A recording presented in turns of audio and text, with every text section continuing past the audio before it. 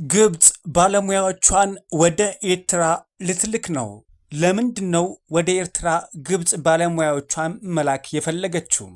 ኢትዮጵያ የባህር በር ባለቤት ካልሆነች ቀጠናው ሰላም አያገኝም ሲሉ ጠቅላይ ሚኒስትሩ ተናገሩ። 195 የልብ ህሙማን ህፃናት በነፃ ቀዶ ሕክምና ሊደረግላቸው ነው። ከ600 ሚሊዮን ፓውንድ ወጪ ለመቀነስ እስከ 2000 የሚደርሱ ሰራተኞች ሊሰናበቱ መሆኑም ተነግሯል።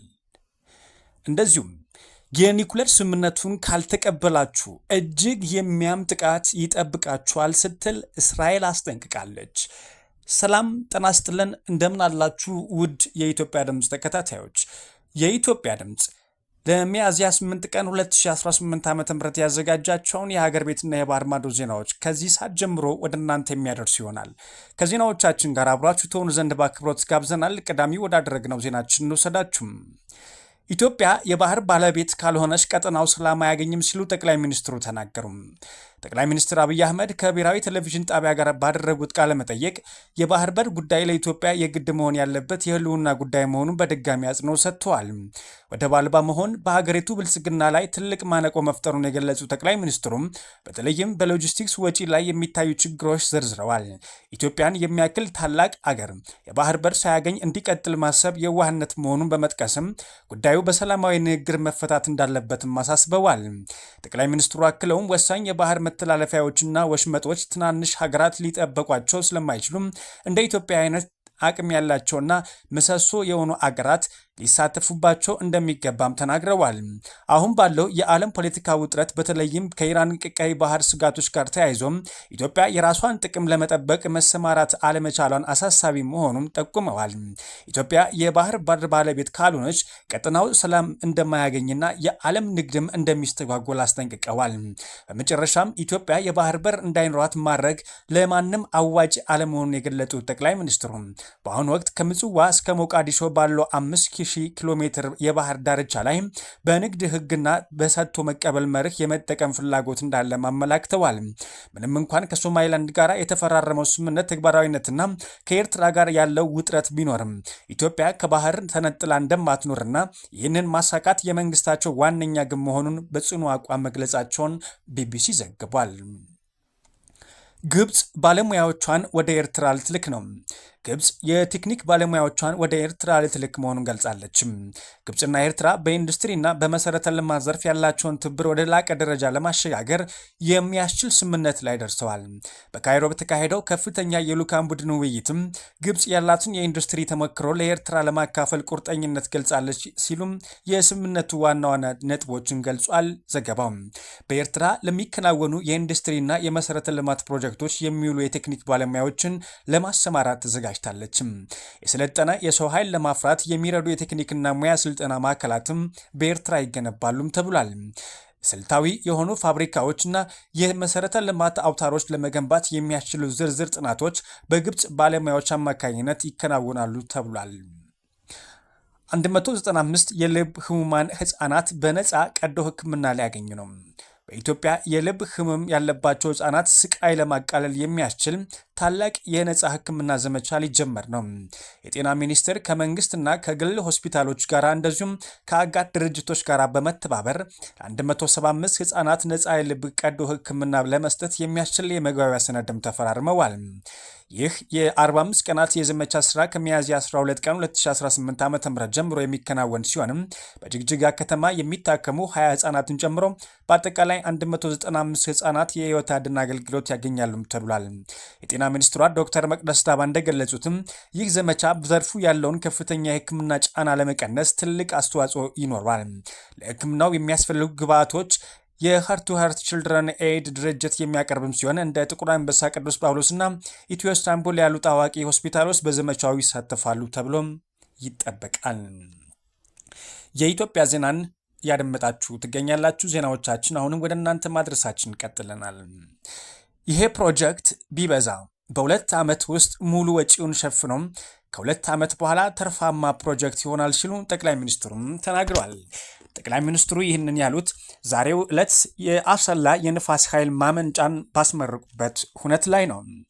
ምርቃቱ ላይ ባደረጉት ንግግር ጠቅላይ ሚኒስትሩም የአሰላ የንፋስ ኃይል ማመንጫ በአዋጭነት ደረጃ ሲታይ የወጣ ወጪ 145 ሚሊዮን ዩሮ ገደማ ነው። ይሄ ገንዘብ ምናልባት ቢበዛ በ2 ዓመት ውስጥ መመለስ ይቻላል ብለዋል።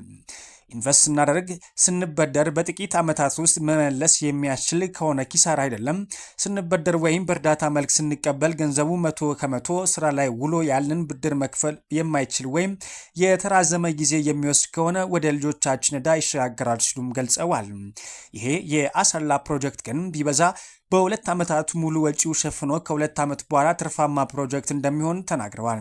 በዚህም ምክንያት ልጆቻችን ትርፍ ሀብት የሚያገኙ እንጂ ዕዳ የሚረከቡ አይሆንም ብለዋል። ሁሉም ስራዎች ላይ እንዲህ ያለው ጥንቃቄ መከተል ያስፈልጋል ሲሉ አክለዋል።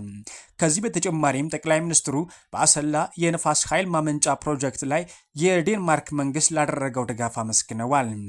ብዙ ወዳጆች ሀገራት የዴንማርክን መንግስት አርአያነት መከተል ይኖርባቸዋል።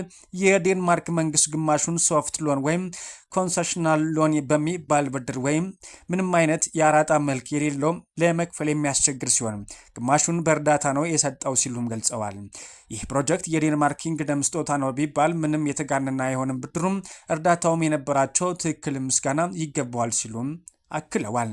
ሌሎች ኢትዮጵያ ማገዝ፣ ከኢትዮጵያ ጋር መስራት፣ ከኢትዮጵያ ብልጽግናና ድል አካል መሆን የምትፈልጉ ወዳጅ ሀገራት ለኢትዮጵያ 10 ብር ብታበድሩም ያ 10 ብር 100 ስራ ላይ መዋሉን የሚያረጋግጥ መንገድ ካላገዛችሁም የግለሰቦች ኪስ ያብጥ ይሆናል እንጂ የኢትዮጵያ ችግር አይቀርፍም ሲሉ መልእክታቸውን አስተላልፈዋል። ባለፉት ዘመናት የነበረው የብድር ዋነኛ ችግር ወደዚህ የሚፈሰውና ወደ ውጭ የሚሸኘው እኩል መሆን ነው። እኛ የተረፈን ዕዳ ነው። በተበደርነው ልክ ፕሮጀክቶች አልቀው ዕዳቸው መልሰው በዚህ ዘመን ትርፋማ መሆን ሲገባቸው ዕዳው እኛ ላይ ተጭኖ ገንዘቡ ግን አብዛኛው ሸሽቷል ሲሉም ጠቅላይ ሚኒስትሩ በሁነቱ ላይ ባደረጉት ነገር ተናግረዋል። አዲስ አበባ የአፍሪካ የቁንጅና መዲና ልትሆን ነው። መዲናችን አዲስ አበባ በውብ ድምቀቷ ሁለተኛውን የሚስ አፍሪካ ኤንስ ኢንተርናሽናል 2026 ዓለም አቀፍ የቁንጅና ውድድር ለማስተናገድ ዝግጅቷን አጠናቀለችም። የአዲስ አበባ ቱሪዝም ኮሚሽን ከማሂ ኢቨንትስ ጋር በመተባበር የሚያዘጋጁት ታላቅ ሁነትም ሚያዝያ 24 ቀን 2018 ዓ.ም በወዳጅነት ፓርክ በድምቀት እንደሚካሄድም ተገልጿል። አድማጮቻችን ዜናዎቻችን ቀጥሏል። ወደ ውጭ ዜናዎቻችን አልፈናል። ቢቢሲ የ600 ሚሊዮን ፓውንድ ወጪን ለመቀነስ በማሰብ እስከ 2000 የሚደርሱ ሰራተኞች ሊያሰናብት መሆኑን አሳወቀ። ቢቢሲ እያረጋገጠ ያለውን የፋይናንስ ጫና ለመቋቋምም በሚያደርገው ጥረት እስከ 2000 የሚደርሱ ሰራተኞች ከስራ ለማሰናበት ማቀዱን ባወጣው መረጃም አሳውቋል። ይህ እርምጃ ተቋሙ በቀጠና ወይም በቀጣይ ዓመታት 600 ሚሊዮን ፓውንድ ወጪ ለመቀነስ ካወጣው ሰፊ ስትራቴጂ እቅድ ውስጥ ዋነኛው ነው ተብሏል። ይህ የታቀደው የሰራተኛ ቅነሳም ከተቋሙ አጠቃላይ የሰው ኃይል ውስጥ 10% የሚሆነውን የሚሸፍንም ሲሆን ይህም ባለፉት 15 ዓመታት ውስጥም በቢቢሲ ታሪክ የታየው ከፍተኛው የሰራተኛ ቅነሳ ሆኖም ተመዝግቧል። ተቋሙ ይህንን ውሳኔ ለማስተላለፍ የተገደደውም በተለያዩ ኢኮኖሚያዊና ፖለቲካዊ ምክንያቶች መሆኑን ገልጿል። ቢቢሲ ለዚህ ውሳኔ የዳረጉት ምክንያቶች አንዱ የፍቃድ ክፍያ ወይም ላይሰንስ ፊ መለዋወጥ ሲሆን የአሜሪካና የእንግሊዝ መንግስት የቢቢሲ ዋና የገቢ ምንጭ የሆነው ዓመታዊ ክፍያ ተመን ለተወሰኑ ዓመታት ባለበት እንዲቆም መወሰኑ በበጀት ላይ ከፍተኛ ጉድለት ማስከተሉ ተከትሎ መሆኑን ገልጿል። የዋጋ ግሽበት ሌላኛው ምክንያት የዓለም ሲሆን በዓለም አቀፍ ደረጃ እየጨመረ የመጣውን የኦፕሬሽንና የይዘት ግጭት ወጪዎች በተቋሙ የፋይናንስ አቅም ላይ ጫና ፈጥሯል ሲልም ገልጿል። ሌላው ምክንያት ደግሞ ወደ ዲጂታል የሚደረግ ሽግግርም ሲሆን ተቋሙ ከባህላዊ የቴሌቪዥንና የሬዲዮ ስርጭት ይልቅም ትኩረቱን ወደ ዲጂታል ስትራቴጂን ለማዞር በመፈለጉም የአደረጃጀት ለውጥ የግድ አስፈላጊ ሆኖ ስለተገኘ እንደሆነ ባወጣው መግለጫ አሳውቋል። የኒኩሌር ስምምነቱን ካልተቀበላችሁም እጅግ የሚያም ጥቃት ይጠብቃችኋል ስትል እስራኤል አስጠነቀቀች። የእስራኤል መከላከያ ሚኒስትር እስራኤል ካትዝ ኢራን አሜሪካ ያቀረበችውን የኒኩሌር ትጥቅን የመተው የሰላም ሐሳብ ውድቅ እንዳታረግ ጥብቅ ማስጠንቀቂያ ሰጥታለች። ሚኒስትሩ አክለውም ኢራን ይህንን ጥሪ ተቀብላ ከኒኩሌር እንቅስቃሴዋ ካልተቆጠበች እስራኤል ከዚህ ቀደም ከሰነዘረችው ጥቃት በበለጠም እጅግ የሚያምና ከባድ እርምጃ በአዳዲስ ኢላማዎች ላይ እንደምትወስድ ዝተዋል። ይህ ማስጠንቀቂያ የመጣውም በሁለቱ ሀገራት መካከል ያለው ወታደራዊ ውጥረት ከፍተኛ ደረጃ ላይ በደረሰበት ወቅት ነው። አሜሪካ ያቀረበችው ይህ የሰላም አማራጭም ኢራን የኒውክሌር መርሃ ግብሯን በቋሚነት እንድታቆም የሚጠይቅም ሲሆን እስራኤል ዲፕሎማሲያዊ ካልተሳካ ወታደራዊ እርምጃ ለመውሰድ ዝግጁ መሆኗን እየገለጸች ትገኛለች። በተለይም በቅርቡ በቴህራንና በሌሎች የኢራን ወታደራዊ ማዕከላት ላይ የተሰነዘሩ ጥቃቶች ተከትሎ የእስራኤል ባለስልጣናት የኢራን የኢኮኖሚና የኃይል መሰረተ ልማቶች ላይ ያነጣጠረ ጥቃት ሊሰነዘሩ እንደሚችሉም እየተነገረ ይገኛል። ከሰሞኑም በፓኪስታን አማካኝነት በኢራንና በአሜሪካ መካከል የደረሰው የተኩስ አቁም ስምምነትም በተለያዩ ምክንያቶች ሊጣሱና ሊቆም እንደሚችልም እስራኤል እያስጠነቀቀች ትገኛለች። አሜሪካ ያቀረበችው የተኩስ አቁም ስምምነት በኢራን ይሁንታም ሳይሆን ለዓለም ሰላም ሲባል መሆኑን ካትዝ ተናግረዋል። በመሆኑም አሜሪካ ያቀረበችው የሰላም ስምምነትና የኒውክሌር የመተው ስምምነትም ኢራን በቅርቡ ትቀበላለች ብለን ተስፋ እናደርጋለን ሲሉም የመከላከያ ሚኒስትሩ ያወጣው መግለጫም ይጠቁማል። ውድ የኢትዮጵያ ድምፅ ተከታታዮች የኢትዮጵያ ድምፅ ለሚያዝያ 8 ቀን 2018 ዓ.ም ያዘጋጃቸው የሀገር ቤትና የባህር ማዶ ዜናዎች እነኝን ይመስላሉ። ከዜናዎቻችን ጋር አብራችሁ ስለነበራችሁ ከልብ እናመሰግናለን። ሰላምን ተመኘን።